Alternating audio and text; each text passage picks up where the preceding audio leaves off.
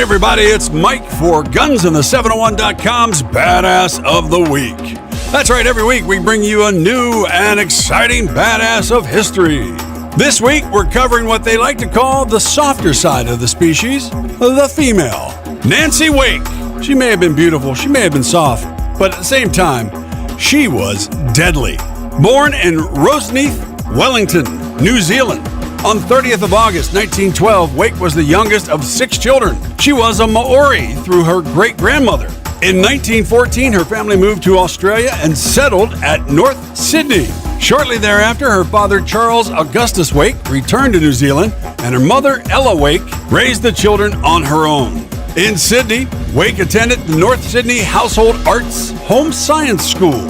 At the age of 16, she ran away and worked as a nurse. With 200 pounds in her pocket that she inherited from her aunt, she journeyed to New York City, then London, and there she trained herself as a journalist. In the 1930s, she worked in Paris and later for Hearst newspapers as a European correspondent. Now, she witnessed the rise of Adolf Hitler and the Nazi movement and saw the roving Nazi gangs randomly beating up Jewish men and women in the streets of Vienna. In 1937, Wake met wealthy French industrialist Henry Edmond Fiocca, whom she married on the 30th of November, 1939. Now, she was living in Marseille, France, when Germany invaded. Now, during the war in France, Wake served as an ambulance driver. After the fall of France in 1940, she joined the escape network of Captain Ian Garrow, which became the Pat O'Leary Line. Now, the Gestapo called her the White Mouse, because they were good at downplaying the fact that she was killing all of them.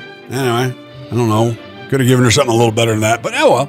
The resistance exercised caution with her missions. Her life was in constant danger, with the Gestapo tapping her telephones and intercepting her mail. In November of 1942, the Wehrmacht troops occupied Vichy, France. In case you don't know, Vichy, France means the French that capitulated to the Nazis and helped them. Oh, I'm sorry, I forgot to spit in French. Peuh, mon Dieu. Now, Operation Torch started then. This gave the Germans and the Gestapo unrestricted access to all parts of Vichy, France, and made life more dangerous for Wake. When the network was betrayed that same year, she decided to flee France. Her husband, Henry Fiocca, I'll never get his name right, but there we go. He stayed behind. Now, he was later captured, tortured, and executed by the Gestapo, but during the entire war, Nancy didn't know this. Now, Wake described her tactics as a little powder and a little drink on the way, and I'd pass their German post and wink and say, "Do you want to search me? God, what a flirtatious little bastard I was." That was her talking, by the way. Now, in early 1943, in the process of getting out of France, Wake was picked up with a whole trainload of people and was arrested in Toulouse, but was released 4 days later. Now, the head of the O'Leary line, Albert Girassi, he managed to have her released by claiming she was his mistress and was trying to conceal her infidelity to her husband, all of which was untrue.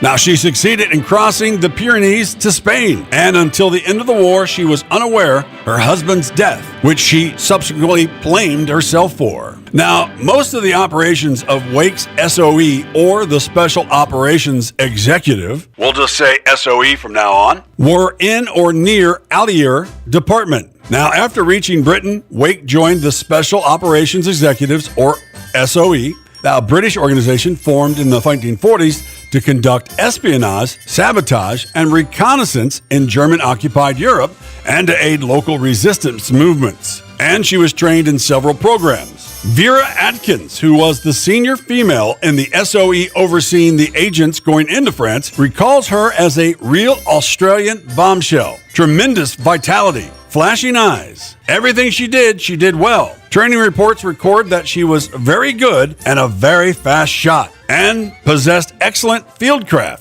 She was noted to put men to shame by her cheerful spirit and strength of character. Now, on the 29th through the 30th of April 1944, as part of a 3-person freelance team headed by John Hind Farmer, codenamed Herbert, Wake parachuted into Aveyron province in France. Resistance leader Henry Tardivat discovered Wake tangled in a tree. He remarked, "Hope that all the trees in France bear such beautiful fruits this year." To which she replied, cut out that bullshit and get me out of this damn tree. Dennis Rake, a radio operator, was the third member of the team. Now, the team was to be a liaison between London and the local Marquise group, or French resistance, headed by Emile Colondan, codenamed Gaspard. Now, SOE began sending large amounts of arms, equipment, and money. No word if they sent lawyers. Wake's duties were pinpointing locations at which the materials and monies were parachuted in, collecting it, allocating it among Marquise, including pay to individual soldiers. Wake carried with her a list of the targets the Marquise were to destroy before the invasion of France by the Allies, which would take place on June 6. Now, the destruction of communication lines and other facilities throughout France would hinder German response to the invasion. Now, the reach of the Marquise exceeded their grasp. On May 20th, Calendon, or known as Gaspard, declared a general mobilization of resistance fighters, collecting in total about 7,000 men divided into 3 groups. His objective was to demonstrate that the resistance was able to liberate areas from the Germans with its own forces. On June 2nd, the Germans launched a probing attack on Gaspard's base at Mount Monchet. On the 10th of June, the Germans launched a larger attack, and on the 20th of June encircled Gaspard's position and forced the resistance fighters to flee after taking heavy casualties. Wake and the members of her team accompanied groups of the Marquise in a 3-day, 150-kilometer retreat westward to the village of Saint-Satin. I know I butchered that in French, and I don't care. Anyway, you know what I'm saying. During the flight from the Germans, Rake, the radio operator, left his radio equipment and codes behind. You would think that would be the first thing he would grab, but the SOE team needed to be in contact with London. Now, the nearest SOE radio and operator were in Châteauroux. Wake said that she borrowed a bicycle and rode it to Châteauroux, found a radio nearby, updated London on the situation, and then bicycled back to Saint-Satin, traveling 500 kilometers in 72 hours. Fortunately for her, there were few Germans in the area through which she had bicycled. Now, after her bicycle ride, the freelance team, with another recent arrival named Roger, a 19-year-old American Marine, returned to LAUER department to join the resistance groups of Henry Tardivant, who was the guy who discovered her tangled in the tree. In July, 2 more Americans, Reeve Shiley and John DeCoven Alsop, they joined the team as instructors. Neither spoke much French, and Shealy was nearly blind, if not wearing his thick lens eyeglasses. But he actually impressed the Marquis with his immaculately tailored military uniform. Both proved to be effective instructors. Now, Wake said that she and Tardivant initiated a series of attacks on German convoys and fought off an attack on their camp by the Germans, in which 7 French Marquis were killed. Her principal job, however, continued to be to organize the reception and distribution of arms and materials for the resistance groups, which was parachuted into LAUER nearly every other night. Wake claimed that she participated in the raids that destroyed a Gestapo headquarters in Montluchon, killing 38 Germans. At one point, Wake said she discovered that the men were using 3 girls as prostitutes and mistreating them. Now, she coerced the Marquise to release the women, to whom she provided a wash and new clothes. Now, Nancy Wake set 2 of the girls free, but feeling uneasy about the third, she suspected the third girl was a German spy. After interrogating and exposing her, Wake ordered the resistance group to shoot the informer. They did not have the heart to kill her in cold blood. But when Wake insisted that she would have performed the execution, they capitulated. Nancy Wake claimed that the girl spy spat at the French while facing the firing squad. Wake showed no regrets for the execution. Wake also said that she had killed an SS sentry with her bare hands to prevent him from raising the alarm during the raid. During the 1990s television interview, when asked what had happened to the sentry who spotted her, Wake simply drew her finger across her throat. They taught this judo chop stuff with the flat of the hand at SOE, and I practiced away at it, but this was the only time that I used it. Whack! And it killed him almost outright. She said, even I was surprised. After the invasion of southern France by the American military forces on August 15th, the resistance groups harried the retreating Germans. Her friend, Tardivat, was badly wounded and would lose a leg to amputation during the victory celebration in Vichy. Wake learned of the death of her husband in mid-September, and she and other members of the freelance team, their job complete, returned to Great Britain. Now, Nancy Wake did not like killing people, but in wartime, she once told an interviewer, and quote, "I don't see why women should just wave our men a proud goodbye and then sit around knitting them baklavas," unquote. In another quote, Wake said, "I was not a very nice person, and it did not put me off my breakfast." In another quote, she said, "I was never afraid.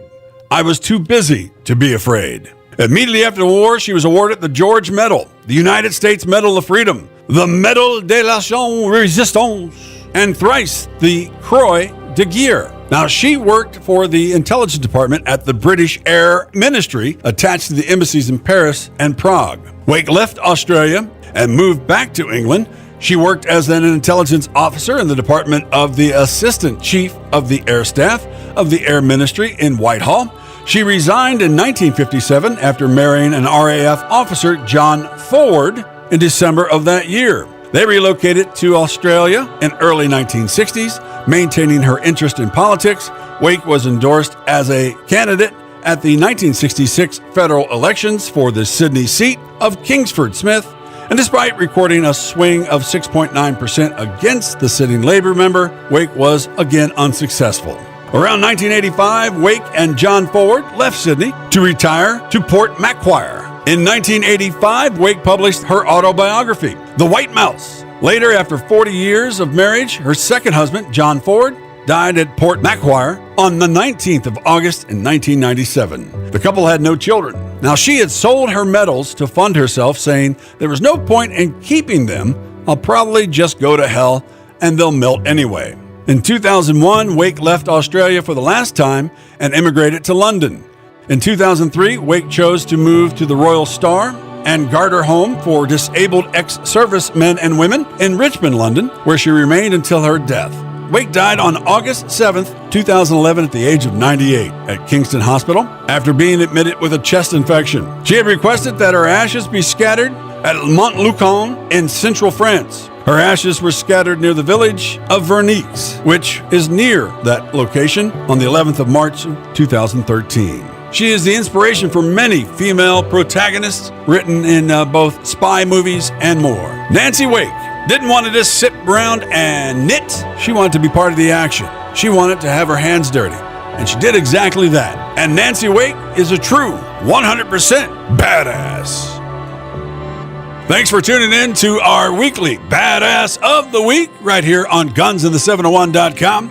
Every week we try to give you a new badass, and we always like to have your suggestions if you got someone in history that deserves that status. You can contact us at GunsInThe701.com. And if you're feeling rather benevolent and would like to spare a little change, I know it's tough nowadays, but we always like to keep our equipment up to date, improve our studios and more, and have all kinds of new stuff for everybody.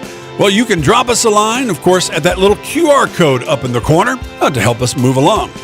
You can also head over to GunsInThe701.com and check out our store for all kinds of cool items that will look good on anybody. And check our back catalog of Guns in the 701 episodes, 701 Nation, and of course, our Badass of the Week. Until next week on GunsInThe701.com, I'm Mike, reminding you what my buddy Clay always says: keep your powder dry and stay safe, you bunch of badasses.